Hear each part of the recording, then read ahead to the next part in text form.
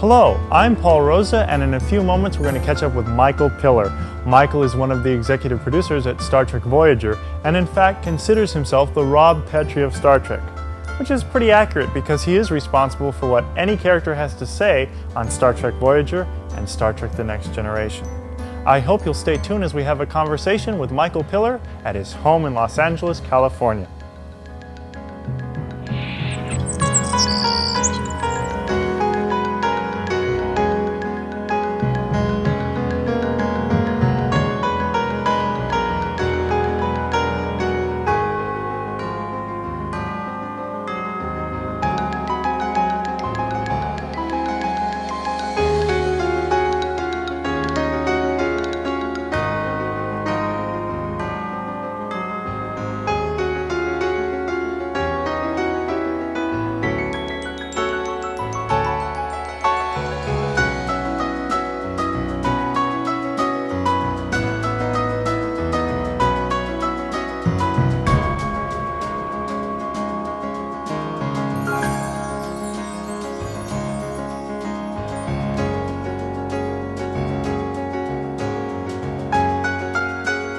So tell me about your roots.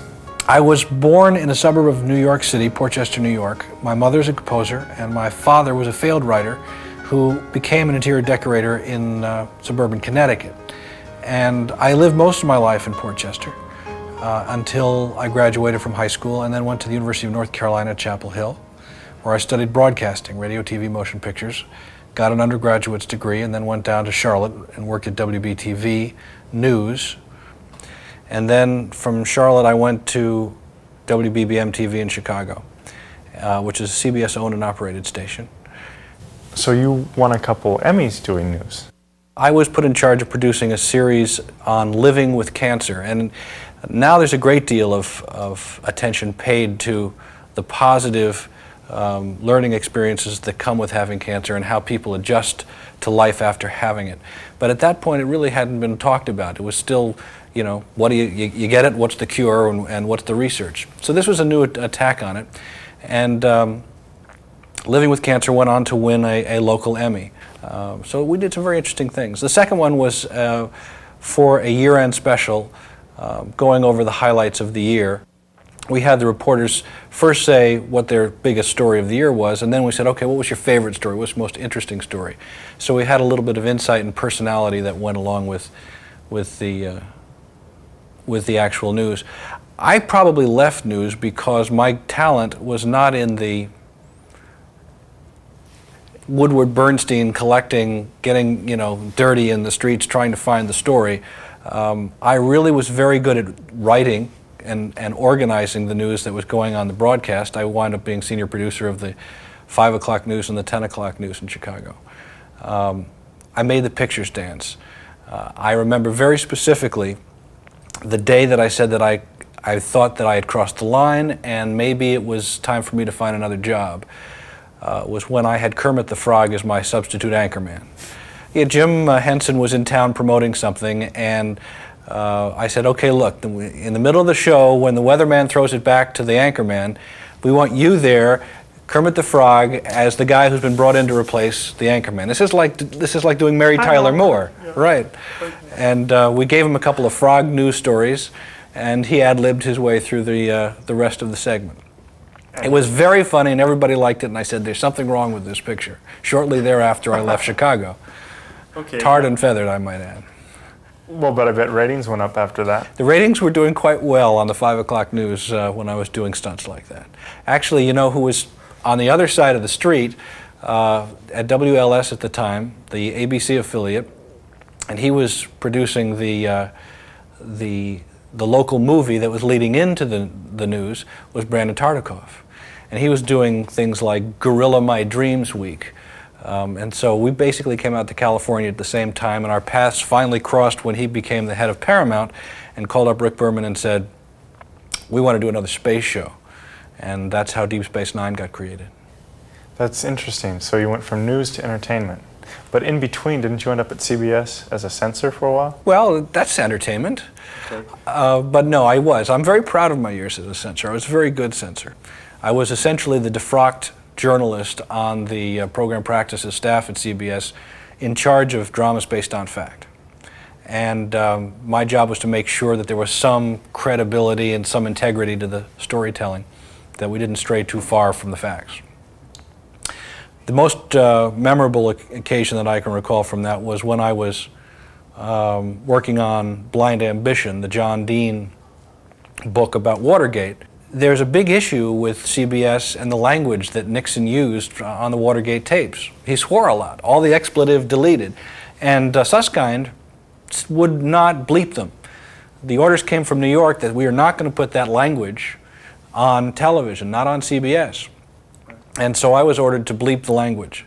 And my job was to protect the integrity of and the historical accuracy. And I said, hey, look, I can't do my job and do what you want me to do at the same time, because this is historical documents. This is as important a historical document as the Declaration of Independence. I'm not going to edit these things. So I refused to go down and edit those tapes. And then my boss basically had to go down and bleep the language.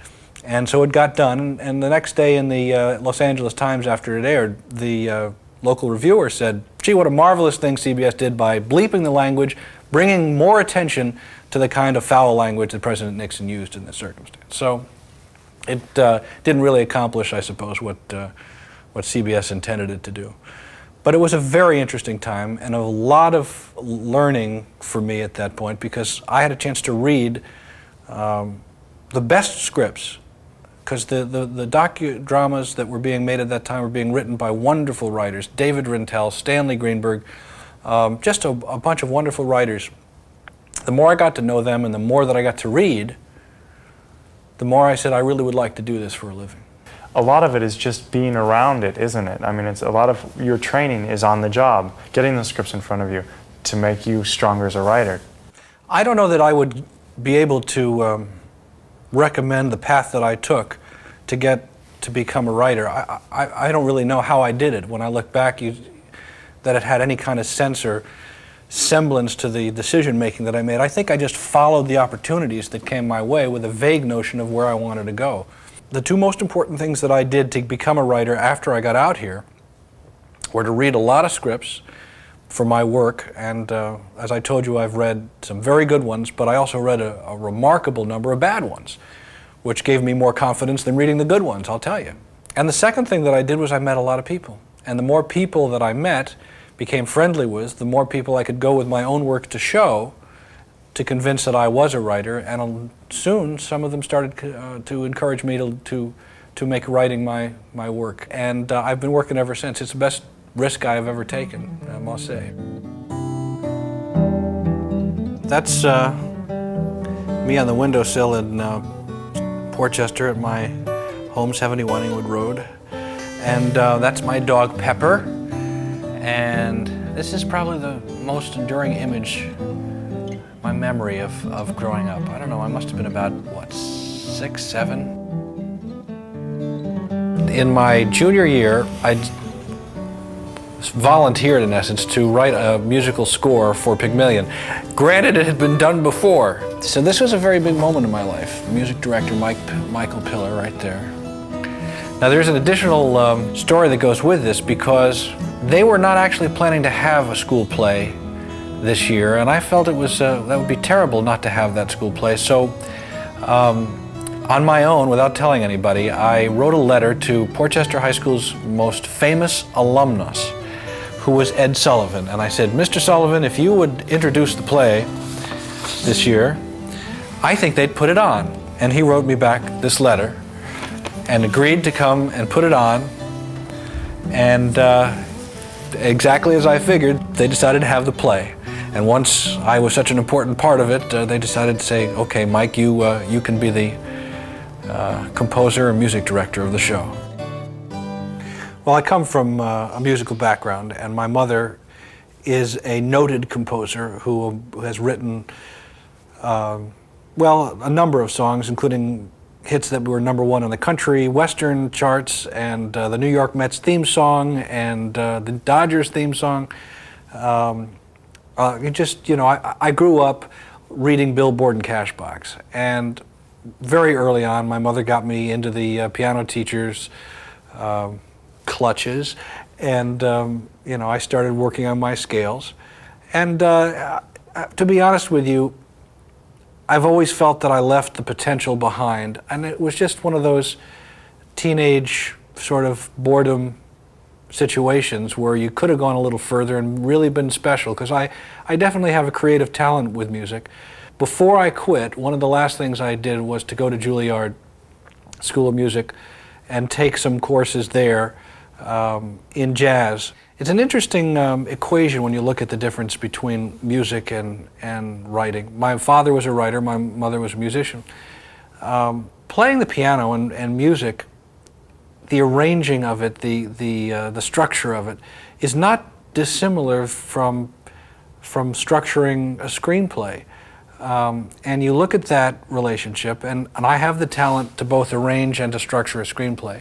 And then you look at the words in a screenplay, and you say to yourself, well, the words are, there's a storyline that's going through there, and the words are like improvisations on this storyline as the people are talking all around it. You need to get the through line. It's not dissimilar from jazz improvisation. But when I sit down at the piano and I try to improvise jazz, I can't do it. I just can't find it. I just am not comfortable with it. And I feel like I'm just an inch or two away from letting go and allowing the music to speak, as I have found a way of letting go and letting the characters speak. But I just have never gotten there. But I look back and I have some regrets. I don't play very much anymore, and it's probably because I know I'm just really not as good as I could be, and I just sort of get disappointed, get frustrated. Your family's very important to you. Oh yeah, I'm not a socializer. As a matter of fact, I think a lot of writers aren't, but particularly I'm extraordinarily shy. I don't like going to parties. I don't like Hollywood parties. I just don't do a lot of socializing. I like coming home to my family at night. I like working my schedule so that I can get home, unlike my friend Mr. Berman, who has to work later. I like to get most of my work done in the morning so that by the end of the afternoon, my work is done and I can come home and have dinner with my family and find out how their day was and spend a little time with my 5-year-old Brent and the rest of the gang here.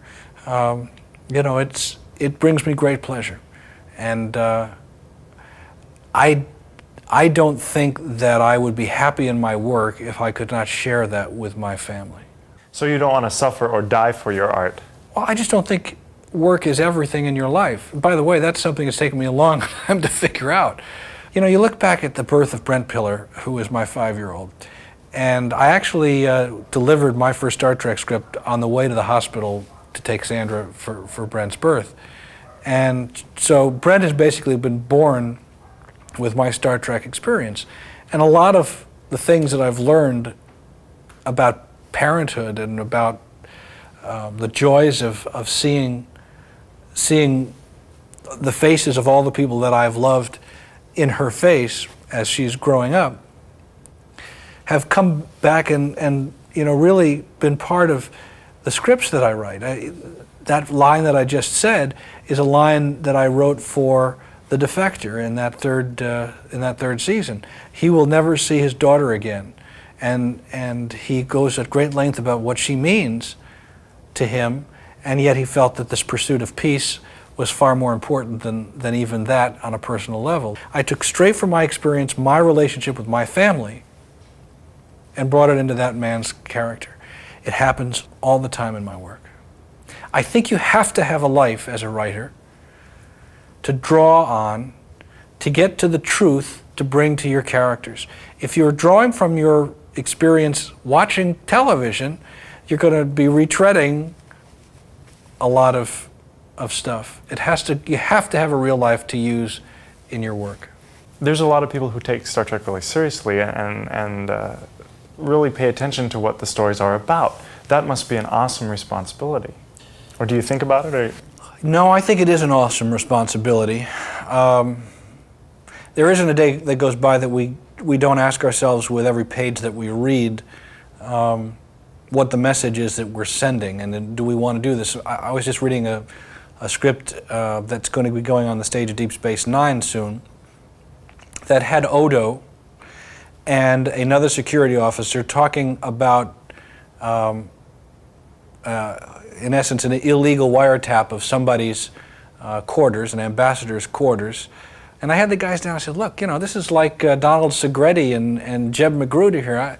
I'm very uncomfortable with this. And yes, Odo does have a certain sort of fascist, wish to keep order and have this, but nobody's speaking for Roddenberry in this scene. There's no morality in this scene, and I'm not comfortable putting out this message. It is the characters of Picard. It is the character of Sisko. It is the character of Janeway in Voyager that represent logic and reason and communication and thoughtfulness in terms of problem solving, that I think that we want to set that kind of role model, that kind of idea, so that when people go out into the world, it's not necessarily the gun. We have so many television shows that use guns to solve problems. And I'm very proud that Star Trek stands for a higher intellectual approach to problem solving. One of the episodes that I thought dealt with violence really well was the episode where Picard is captured by a Cardassian and tortured. Yes, I remember that very well. And the Cardassian brings in his daughter to watch. I sat down with Jeri Taylor, who wrote that episode, or rewrote that episode, and I said, I don't know, you really want that kid in there watching? And she said, well, it is born out of the experience that I had producing in the heat of the night and being in southern locations and being in a sheriff's office who was clearly a racist in whatever town that she happened to be. And there were these children, the sheriff's children, were there basically watching this treatment of these people in this environment, and I was just stunned, and it stayed with me. So I went with her instinct on that, and I think that she did a remarkable job. She really, really, really had a hard time with that because she found it so distasteful. And I said, yeah, okay, fine, but you're going to have to study it and find out what's real and what exactly occurs. And we went to the Amnesty International people. It was a stunning piece of work. Majel Barrett, in her interview, said that, it's not just the violence, it's the message behind the violence. Are we doing it to make a statement? The scene with Picard, the child, makes a statement. It educates the viewer. It creates an awareness. Seeing Arnold with an Uzi blasting just randomly doesn't make that same statement. No, not at all. And when he can run through a scene 50 times during a film or a show and not get killed, doesn't make the right statement. The statement that guns kill people is a good statement. If you're going to put guns in a scene, people should die. Yeah, and the consequences of violence are rarely shown on television. Exactly. So, it's a very complex issue. And as the show matures and as television has kind of returned to the 60s in terms of its violent content, there's a challenge there, isn't there, as a writer? Well, it's just not to depend on violence to keep the audience interest high. And we are constantly questioning the violent acts and make sure they're necessary. And we probably... I just think that we do our very best to make sure that what we do include is integral to either the character development or the message of the show or the storytelling. The dance is nearly over and it's been a lot of fun, but the best part of the evening has really just begun. Now, also in high school, I wrote a song that we recorded. Actually, it was recorded by an artist my mother believed in called Hap Dunn. And it's the only song that I've ever had on a professional label. Brunswick was a pretty big label in its day. The only claim to fame that I can say is that it got to be number 17 in Lansing, Michigan. The only reason it got to be number 17 in Lansing, Michigan is because Hap Dunn was the left tackle for the Michigan State, University of Michigan, one of the two football teams. Louis, the Kingsman, number 14. I was just three notches behind him,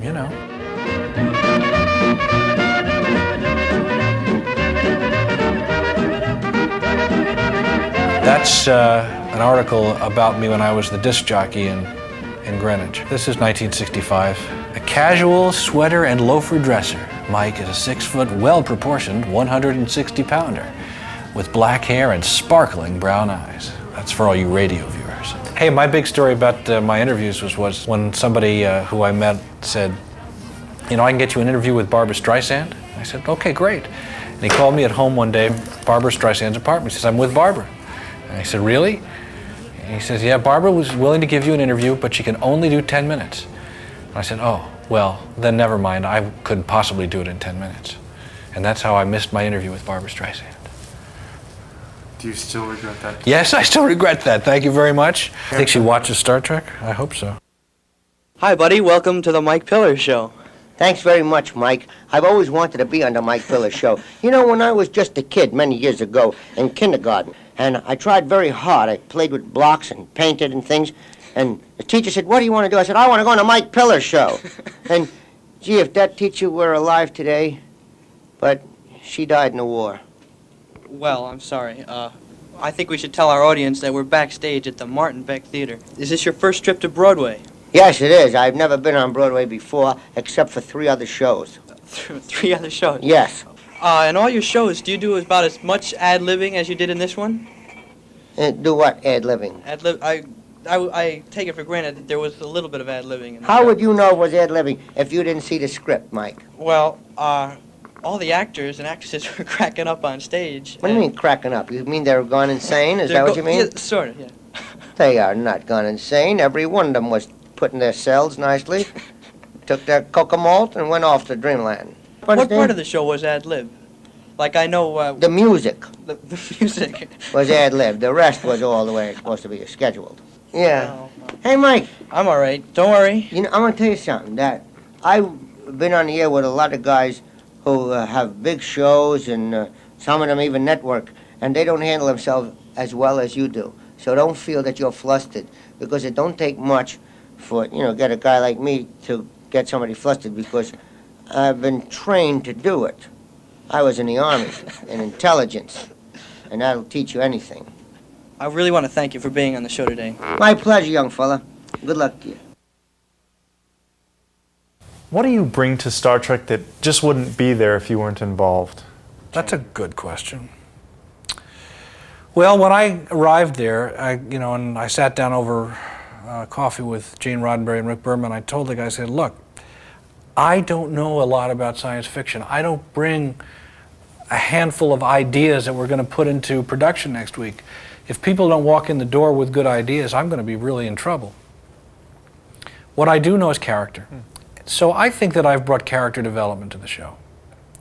Everybody is on board, everybody knows what's expected, everybody knows what I want, and we actually sit down and structure every screenplay before it's written on a board. There's a little scene between them where she reveals that she's leaving. And Leaving the husband? Leaving the husband, and that here she was writing the goodbye note. It's a little awkward to write somebody a goodnight note in their In the office. house, right. I think she should have confronted him already and told him that she's done the deed. And, he seems to have accepted it, and it wasn't easy, but I've done it, and now I'm going home and start to collect the pieces of my life. This might seem restrictive to some writers, but in fact, it helps them get the vision of the show that's so difficult to find. I think I've brought some very talented people to Star Trek, and it's just made my life possible. The first season, that 3rd season, with the exception of Ira Behr, it was almost a nightmare. I was writing 7 days a week on every show. And then finally we found Jeri Taylor and Ron Moore and Brannon Braga and Rene Echevarria and Robert Wolfe, and I'm leaving people out as we go through, Peter Allen Fields. But these are wonderfully talented people that we've brought. Working with Michael Pillar is difficult, demanding, irritating, frustrating, and that's on the good days.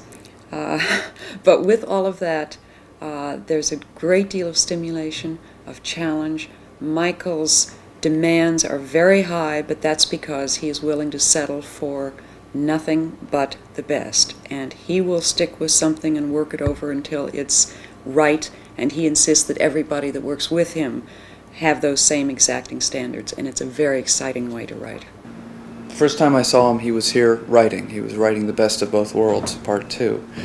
And he was one of the most focused writers I'd ever seen. I felt almost like I was intruding. And all he kept saying was, I've got to beat the Borg, I've got to beat the Borg, I've got to beat the Borg. And of course, not knowing Star Trek and not knowing science fiction, I had no idea what beating the Borg meant. My first encounter with Michael Piller was in July of, I believe, 1989. I had submitted a spec script to Star Trek called The Bonding, and I got a call saying, Michael Piller, the new executive producer, is interested in it. They're not sure if they want to buy it yet, but he'd like you to come in and talk about the script and pitch some new ideas. So I came down to Paramount and put my tie on and was all nervous and the whole deal, and parked my car in the lot, which was a big cool thing, and I walked into the Hart building and I had no idea what to expect or who these people were or what I was going to walk into, and I sat out in his outer office for a while, and then finally they said, okay, he's ready for you. And I walked in, and there was this nice guy sitting behind a desk with a baseball cap on.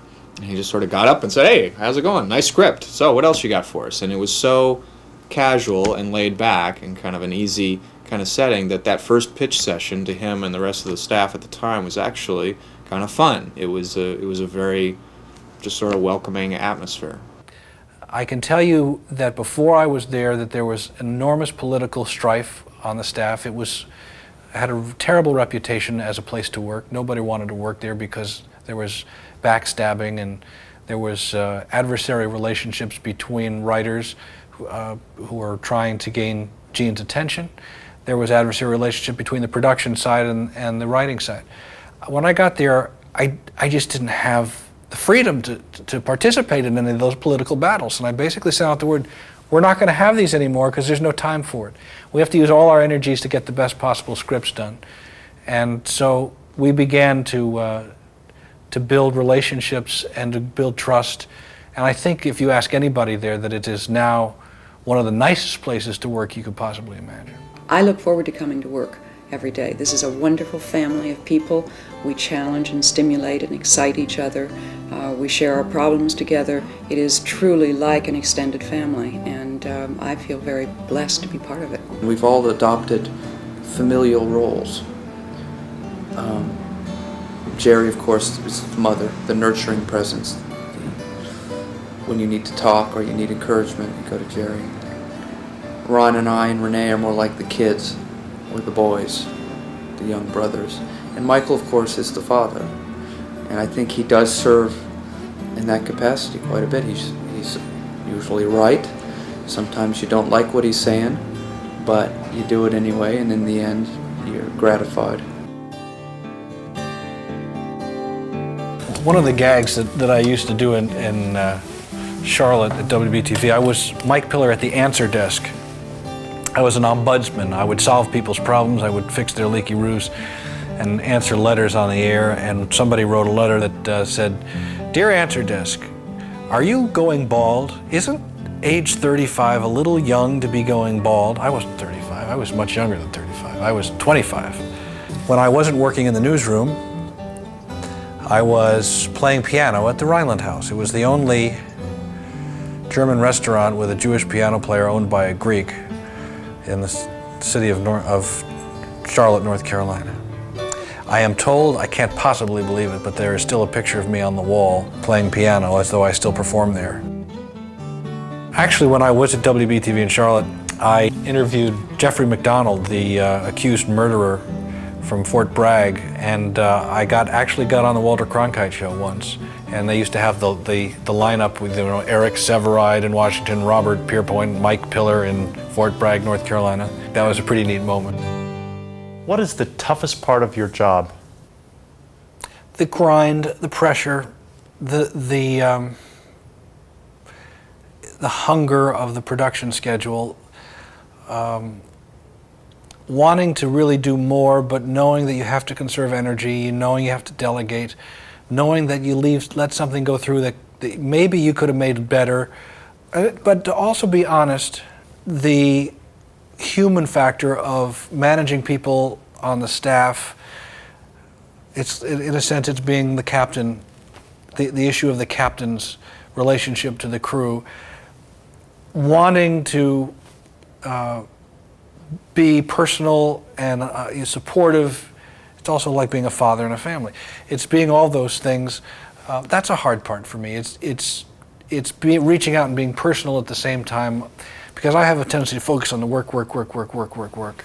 And I would like to be able to, and not always easily able to reach out and be social with I don't mean just social, but to be personal with the members of the staff. It's that need to connect, isn't it? Yeah, to connect on a different level than just what's on the page. It's hard for me. I just am shy. I don't engage that part very easily.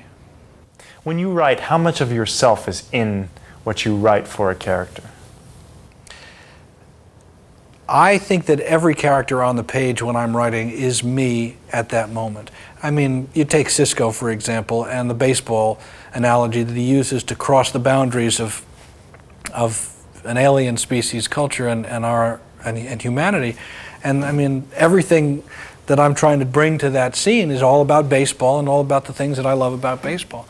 So yeah, there's just a lot of me, and the truth comes from being in touch with the way the character feels. And so it's important that I can feel that way when I'm writing that character. That must be a fun part of your job. It's not always fun, but it is the talent of my work, I think. I could see where there'd be times where it must hit a nerve and then it would be difficult. Well, I remember when I was over at Simon & Simon and my daughter had run away from home, I happened to be writing a story about Rick and AJ chasing a runaway teenager. So I would be chasing after my kid at night and then coming in the morning and writing about what happened the night before. It can become pretty scary. It takes a discipline that I don't think a lot of people are really aware of to write.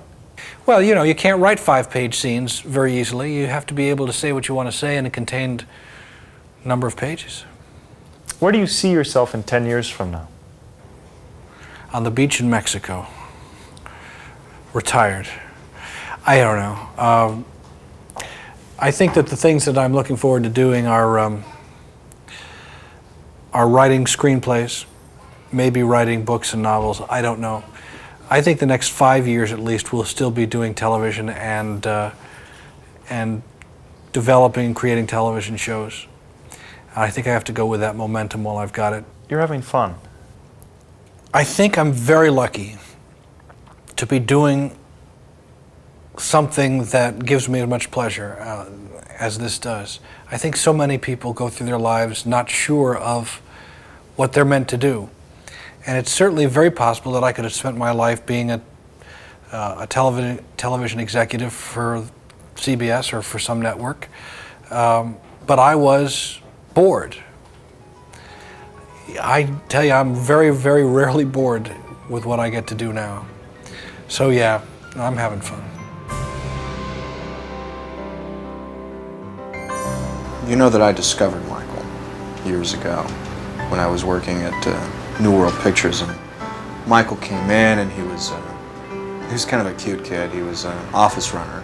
He was bringing in like lunch and things like that to my desk, and I always knew Michael had a lot of talent. Years later, I was having lunch with Gene Roddenberry and Patrick Stewart, who were both very close personal friends of mine, and I mentioned to them that there was this fresh-faced kid from the Midwest named Michael Pillar that they should really take a hard look at. And, you know, like almost anything else I would tell them, they said, absolutely, Ron, we'll do that right away. And the rest is pretty much history. Michael Pillar. The interesting thing is that Ron Moore usually takes credit for discovering Michael Pillar, but in fact, it was me. And a little-known fact is I was also responsible for introducing him to his wife, and I also negotiated his latest deal. I was the real estate agent on his house. When he needs a pair of new tennis shoes, he usually comes to me. I just about take care of everything that Michael Pillar needs. How is he as a head writer? I mean, he's compared himself, he feels like he's the Rob Petrie of Star Trek. Rob Petrie? Well, he does like trip over furniture a lot, so I mean, there is that. That's very interesting, because I've never seen him trip over a piece of furniture once in all of the time I've been here. Does Rob Petrie imply that he thinks he's kind of a wacky comedian type of guy? Michael, working with you has been one of the most exciting experiences of my life. I respect you, I admire you, and as I hope you know, I love you a lot. Before we go, I want to thank Michael Pillar for spending time with us. I want to thank the staff at Star Trek for being involved in this show. And most importantly, I want to thank you for watching. I'm Paul Rosa, and I'm looking forward to our next conversation.